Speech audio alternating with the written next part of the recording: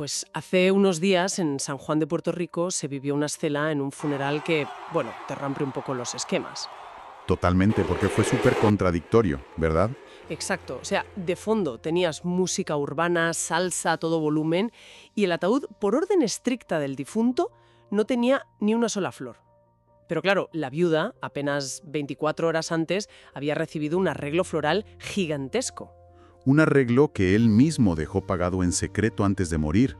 Es que es una imagen fascinante. Un hombre que prohíbe las flores para su propia muerte, pero se asegura de regalarlas para celebrar la vida de la persona que deja atrás. Y creo que este es el punto de partida perfecto para nuestro análisis a fondo de hoy. Porque cuando evaluamos el legado de un deportista de élite, solemos buscar pues una precisión casi matemática, ¿no? Como mirar una radiografía. Claro, buscamos los puntos por partido, los rebotes. Preferimos esa radiografía porque es limpia, es muy reconfortante. Es que el deporte nos malacostumbra a creer que el valor de una persona es completamente binario. Sí, o encestas el balón o fallas. Eso es. O ganas el anillo o lo pierdes. Pero esa métrica simplista salta por los aires cuando una figura pública fallece y deja un rastro emocional mucho más complejo. Totalmente de acuerdo. La máquina de rayos X se rompe por completo cuando entramos en el territorio del duelo humano. Y eso es exactamente lo que vamos a desgranar en este espacio.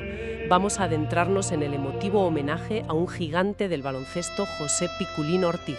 Una leyenda con mayúsculas. Sin duda, nació en octubre del 63 y falleció tristemente este reciente 5 de mayo. Y para dimensionar un poco su figura hay que recordar que brilló con los Atléticos de San Germán, hizo historia al ser drafteado por los Utah Jazz en el 87 y bueno, fue el pilar de esa victoria mítica de Puerto Rico sobre Estados Unidos en los Juegos de Atenas 2004. ¡Wow! Unos hitos estadísticos impresionantes. Pero fíjate que al analizar los audios y las crónicas de su despedida, resulta evidentísimo que la historia aquí no son sus medallas. Para nada. Es que los funerales de Estado suelen caer en esta formalidad protocolaria, como leer un currículum con música triste de fondo.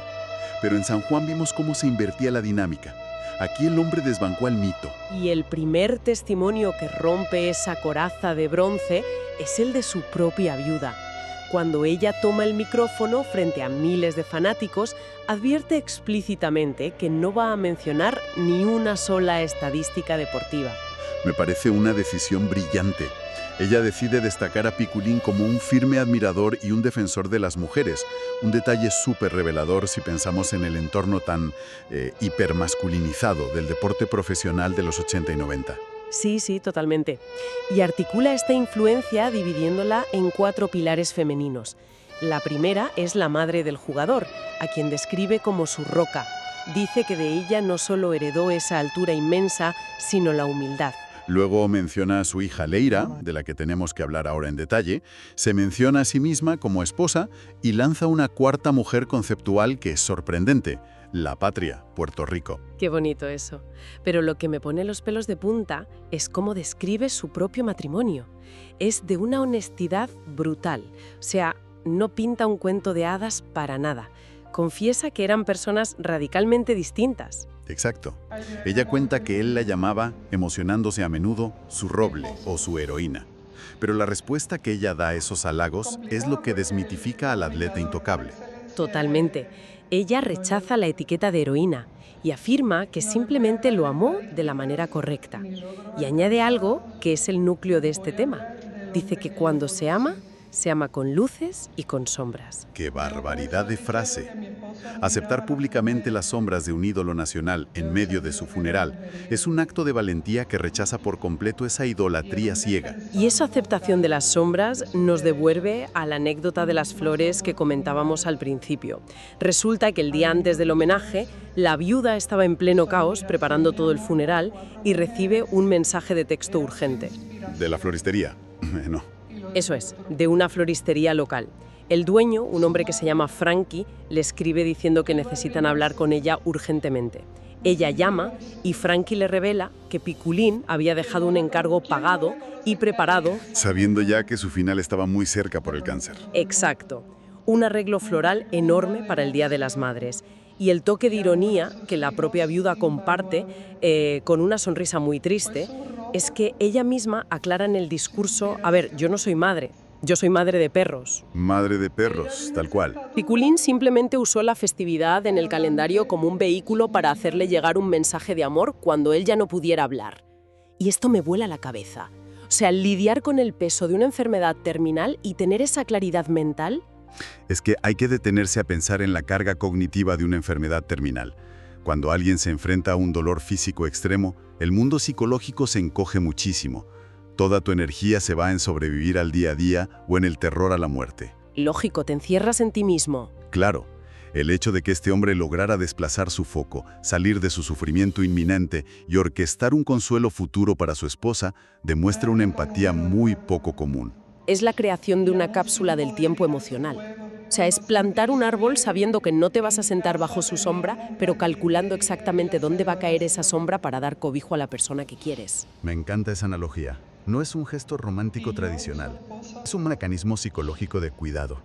Es decirle, bueno, mi capacidad física se ha apagado, pero mi intención de cuidarte sigue súper activa. Y esa idea de la imperfección humana que va sanando con el tiempo conecta directamente con la segunda mujer, su hija Leira. Al escucharla hablar en el homenaje, queda clarísimo que ella también huye de esa narrativa edulcorada. Leira hace algo dificilísimo ahí. Frente a una multitud que idolatraba a su padre como un ser perfecto, ella reconoce sin rodeos que la vida los llevó por caminos distintos. No intenta inventarse un pasado de armonía falsa. Para nada, al contrario, pone el foco en la gratitud inmensa de haber tenido tiempo para reencontrarse. Habla de cómo lograron volver a mirarse desde un lugar más sincero y más humano. Y el paralelismo que hace entre la cancha y su casa es brillante. Todo el mundo conocía a Piculín por saber recibir golpes, caer al suelo y levantarse con más fuerza. Y Leira relata que esa misma resiliencia fue la que usaron para reconstruir su vínculo. Sí, cuenta cómo él se convirtió en su fanático número 1 en la etapa final. Celebraba los triunfos de su hija desde casa entre gritos de alegría, incluso cuando el cáncer ya le impedía ir a verla en persona. Eso nos obliga a enfrentar una realidad que es bastante incómoda, y es que la grandeza en una pista muchas veces se paga con ausencias irreparables en casa. El deporte de élite es blanco o negro. La transición de ese universo glorioso a la dinámica familiar suele ser devastadora. Claro, es que la resiliencia que te hace ganar una medalla olímpica no es el mismo tipo de resiliencia que necesitas para pedir perdón en el comedor de tu casa. Diciendo que hay personas que dejan huella por lo que logran y otras por cómo hacen sentir a quienes aman. Y que su papá hizo ambas cosas. ¡Wow! Solemos exigir a nuestros ídolos un guión sin fisuras, que sean perfectos en lo privado también. Pero escuchar a una hija agradecer el poder volver a encontrarse con su padre revela que hubo fracturas reales. Y que costó arreglarlas. Eso es. Y sinceramente el hecho de que requiriera esfuerzo, tiempo y humildad sanar esa relación hace que su figura sea infinitamente más valiosa. Sin duda. Esta exigencia social de perfección absoluta es casi una proyección de nuestras propias carencias. La familia de Piculín destruye esa ilusión tóxica. Nos enseñan que la verdadera grandeza no es no equivocarte nunca, sino tener el valor de mirar a los ojos y pedir perdón antes de que se agote el tiempo. Pues sí. Y ver cómo se reconstruyeron esos vínculos biológicos nos lleva de forma supernatural a su familia elegida. Pasamos de su rol de padre a su rol de hijo. Un hijo adoptivo para su entrenador y para esa cuarta mujer, la patria.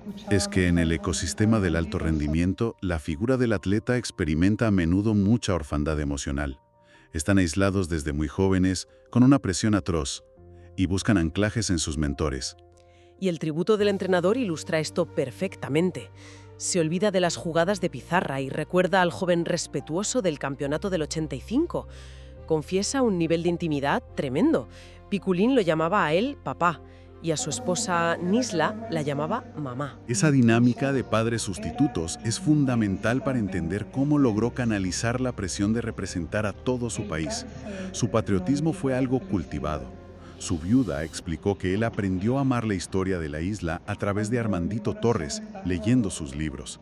Claro, en ese proceso interiorizó a Puerto Rico casi como una entidad viva, como una madre a la que debía honrar y proteger en la pista. Y el entrenador comparte una de las máximas más brutales del deporte nacional. Dice, los jugadores y entrenadores lo único que tenemos para defender nuestra patria es una bola de baloncesto. Es una frase que encierra toda la filosofía del deporte como identidad nacional. Es que si lo piensas, la pista se transforma en una embajada móvil. El atleta es el máximo diplomático de su cultura. Toda la frustración y el orgullo de millones de personas viajan en ese balón. Es muchísima presión, sí. Muchísima. Cargar con ese peso debería ser una receta segura para la ansiedad o el colapso. Hemos visto a muchos deportistas quebrarse. Pero para Piculín era su combustible. ¿Cuál es el mecanismo psicológico ahí? ¿Cómo lograba que esa presión no lo aplastara? Pues la respuesta está en la disolución del ego. Si un deportista compite solo para alimentar su ego, para su próximo gran contrato, el miedo al fracaso lo paraliza. Porque si falla, el peso de ese fracaso recae únicamente sobre su identidad individual. Lo destruye. Claro, el abismo es totalmente personal y te hundes tú solo. Exacto. Pero si logras interiorizar un propósito colectivo tan gigante como la patria, el yo desaparece. Y al desaparecer el yo, desaparece el miedo individual. La presión ya no es una losa de cemento que te aplasta. Ya. Se transforma en una corriente de aire que te empuja desde abajo. Piculín no arrastraba a Puerto Rico, sentía que Puerto Rico lo llevaba en volandas. Esa es la alquimia mental de las grandes leyendas. Fíjate, eso explica muy bien por qué parecía tener fuerzas sobrehumanas en partidos como el de Atenas. Y esta conexión tan visceral con su pueblo nos lleva de lleno a la atmósfera de su despedida, porque hubo contrastes culturales enormes en la forma de procesar la muerte. Sí, por una parte tuvimos ese respeto tan solemne del duelo tradicional. Recitaron un poema clásico del árbol caído que dice que cuando un amigo se va, queda un espacio vacío y un árbol caído que ya no vuelve a brotar. Un simbolismo tremendo que conecta con eso de que era su roble. Una imagen de muchísima tristeza, sí. Pero frente a esa melancolía, de repente surge el choque cultural, canciones urbanas, salsa, y no era una falta de respeto, sino cumplir estrictamente con sus últimas voluntades. Él dejó órdenes clarísimas. Dijo literalmente que cuando se fuera no le llorasen, que comprasen vino y que cero flores, porque la gente buena no se entierra así. Exigía una celebración festiva. Es que es una contradicción genial. Prohíbe las flores para su propio funeral, pero se asegura de dejar pagadas las de su mujer por el Día de las Madres. Incluso al final, él decidía quién recibía las flores. Trataba de reescribir el guión del luto.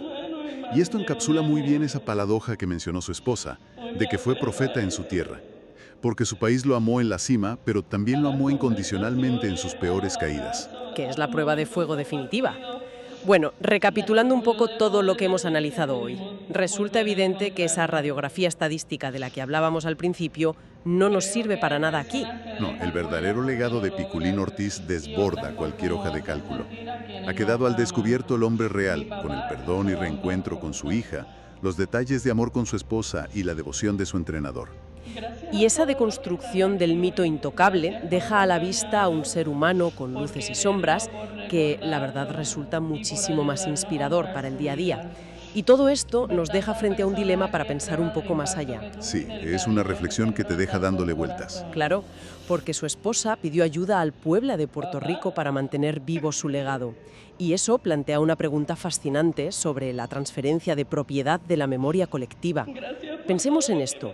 Cuando se apagan las luces del Coliseo y la salsa deja de sonar, ¿a quién le pertenece la memoria de un héroe? Es un gran debate. Le pertenece a su familia biológica, que conoció sus vulnerabilidades y lo vio lidiar con la enfermedad en el sofá de casa. O le pertenece a la patria, a esos miles de desconocidos que corearon su nombre en las gradas y lo hicieron su símbolo.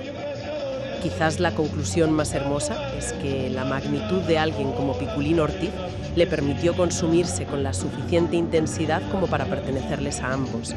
Y lo que verdaderamente perdura no es el atleta que nunca fallaba, sino el ser humano imperfecto que siempre supo levantarse.